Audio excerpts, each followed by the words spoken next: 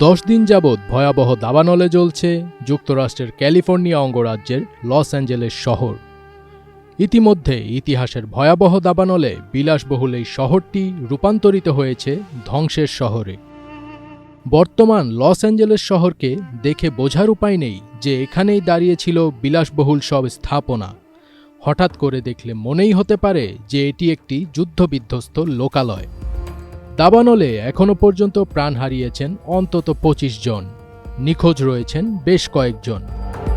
এদিকে স্থানীয় সময় বুধবার থেকে শুরু হওয়া সান্তা আনা নামের ঝোড়ো বাতাসে আগুন নিয়ন্ত্রণের নতুন চ্যালেঞ্জের মুখে অগ্নি নির্বাপন কর্মীরা।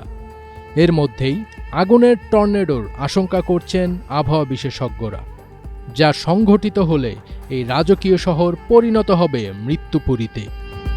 গত 7 জানুয়ারি লস অ্যাঞ্জেলেসের দাবানল শুরু হয়, পরে তা ছড়িয়ে পড়ে বিস্তীর্ণ এলাকায়।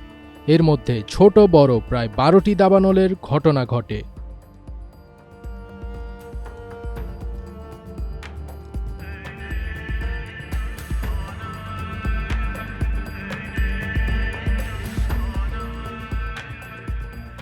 আগুনে অভিজাত এলাকা হিসেবে পরিচিত প্যাসিফিক প্যালিসেডসের বাসিন্দাদের প্রায় 5,500 বিলাসবহুল বাড়িঘর ও স্থাপনা সম্পূর্ণ ধ্বংস হয়ে গেছে।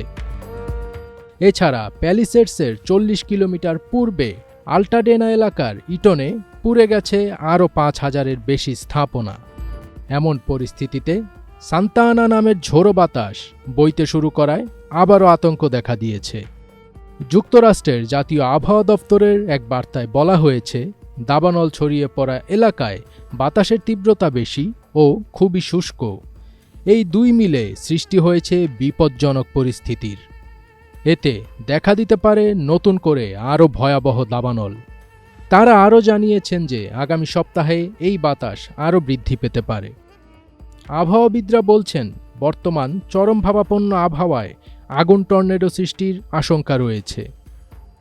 গত 8 মাস ধরে বৃষ্টি না হওয়ায় দাবানলের কারণে দক্ষিণ ক্যালিফোর্নিয়ার বাতাসের মান ও গতি আরও খারাপের দিকে যাচ্ছে।